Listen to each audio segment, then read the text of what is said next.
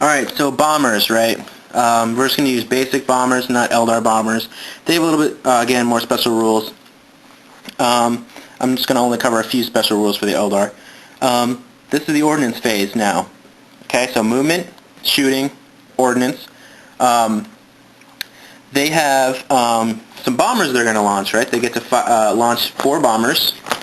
And the bombers move 20 centimeters and are going to be launched from the keel, which is the front area right here. So they come from here, this point. Everything's going to be coming from the base here. Okay. Move 20 centimeters. I already measured. This is 15 up to here. So you don't even actually need to launch them and show them because they're just going to make their bombing run and then go back to their ship. But in some cases, if they have to make long distance travels, you might have the markers come out and start making the movements, etc. to get to the ship. So I'm just showing you these are the bomber markers that I cut out and printed out. So they would be able to move freely 20 centimeters without having to turn because they're small and they can be very agile and just, make their bombing run. So I'm just going to clear them off, but you can start them up here. They'd be able to hit. If they didn't hit, then you keep them in play. Alright, so they're making 4 bombing runs. Let's say here they are. Making a bombing run on the ship. Okay? There's special rules for going through blast markers, etc. We'll just say these blast markers are not here for that. Cool. Alright, so they're going to make contact with the ship and do a bombing run. Now, you have to come and look at your sheet here and see on your sheet if your ship has any turrets. Yes, mine does have turrets. 4 of them. Alright, so you take the dice, right, and you'll need to shoot some of those bombers down so you don't get bombed. Alright? Against Eldar bombers, it's a 6+, but we're just going to say they're normal bombers, it's a 4+. So I take 4 turret dice, right, or just regular dice, and they're my turrets, and fire at them, right? So I need 4s. These are going to be normal bombers, not Eldar bombers, just because. Alright, so pretty good. So I negate 3 of those bombs. Go ahead and remove those tokens. So 1 bomb gets through. Bombers go right through the shields. They just fly right through those shields. They don't need to do any shield tests or anything like that. They make direct hits on the ships themselves. Alright, so now I make my bombing roll, right? I take a d6 for each bomber I take and see how many bombs it drops. It's going to drop 2 bombs.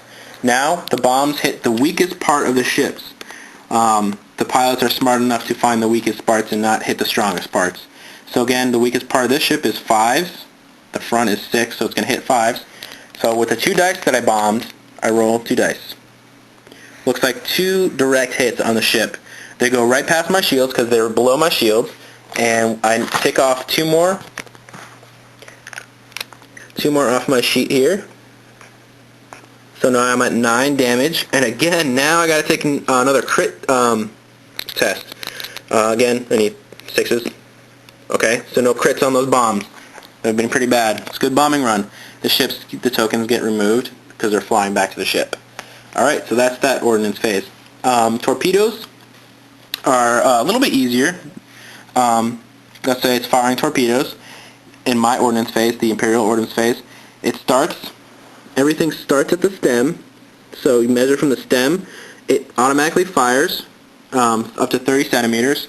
So let's just say there's some Eldar ships over there and I'm firing at them. I'm going to launch some torpedoes and it's going to go its max distance 30 centimeters. We'll just say that's 30 centimeters. So it automatically launches those. Now, this ship and this ship cannot fire any more ordnance until it passes a reload ordnance phase in the next ordnance. So it's basically unloading all its ordnance.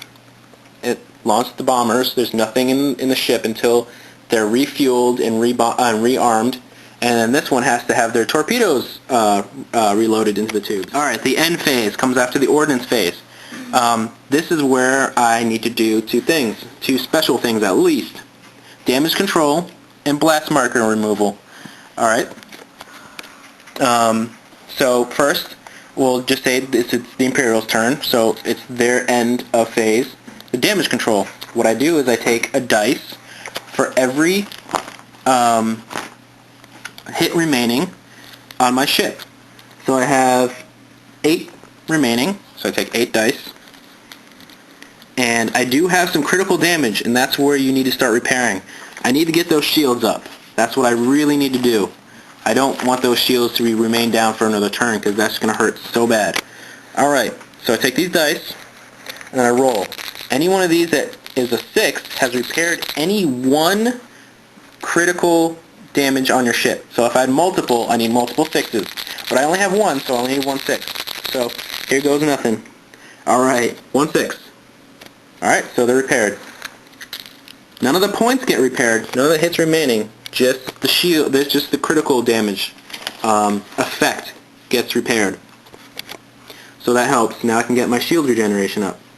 Alright, and anything else that I need to do, blast rocket removal, you just take 1 dice, roll it, and you don't have to, you may remove any blast markers, up to 3, 1, 2, or 3, any blast markers from the table. You cannot remove ones that are touching ships. So the only ones I would be able to remove are those. I'll just leave them in play because maybe the Eldar needs to turn around and I want to give him more obstacles. So that would be the end phase. In his end phase, the Eldar end phase, the same thing. There's no critical hits on the Eldar ship. Oh, there is. The prow one, but we didn't really keep that one. But we'll say the same thing. It has 9 dice. I think only 1 damage is done to it. We'll just say that. And it would roll, and it wouldn't be able to repair any of that. But we're not gonna keep it just for having to review the rules stakes. But I did not pass any, so if it did have that damage on it, it would remain the critical damage would remain on that ship until it is repaired. All right, so let's just say it's the next phase. We're just gonna leave everything in play to make everything easy. Everything in the same spot. So this gets removed, right? And it's a normal movement. It gets to turn first again, and then move according to the sun. Let's say it wants to reload those ordnance. Let's say it turned around, and it's going to shoot again and everything, but it wants to reload those ships to do another bombing run. It did get through. Two got through. So I mean that's pretty good. Why not bomb again, right? So again, to reload ordnance, you need to do this in the ordnance phase. Is roll 2 dice. Ooh, it's a 9. We'll say it passed, whatever. So it would get a token. Eldar have good leadership, so we'll just say it's a 9. So it goes under reload ordnance phase. So right now everything's being fueled and rearmed for another bombing run. So next phase this would go away and you'd have all your stuff. Just like this would happen. Just like say it's my phase right here. Right? I'd make my leadership test. Oh, it looks like it failed. Double 6s. So, in this case, I would not be able to reload ordnance. In fact, I wouldn't be able to use any kind of special order after that ever again in this phase because it was so horrible. But, I got my shields back, right? Okay, so I didn't get to reload my torpedoes, but let's say those other ones that I launched, again, this ship, I know does not have torpedoes, but in this case, we're just going to use a basic ship so I can get the rules out for you guys. Had launched those torpedoes, right? Remember those torpedoes? Every ordnance phase, they get to move 30 centimeters. So, a foolish Eldar ship had got itself in the path of a torpedo on my ordnance phase. Not good. So what happens is, it gets to move its 30 centimeters. Boom, it makes contact. All the torpedoes, I have fired 6 of them, that make contact with the base are going to hit the ship, not its shields. Torpedoes are too small and go right through shields and just hit the ship automatically, which is a good thing for torpedoes. It's a good weapon.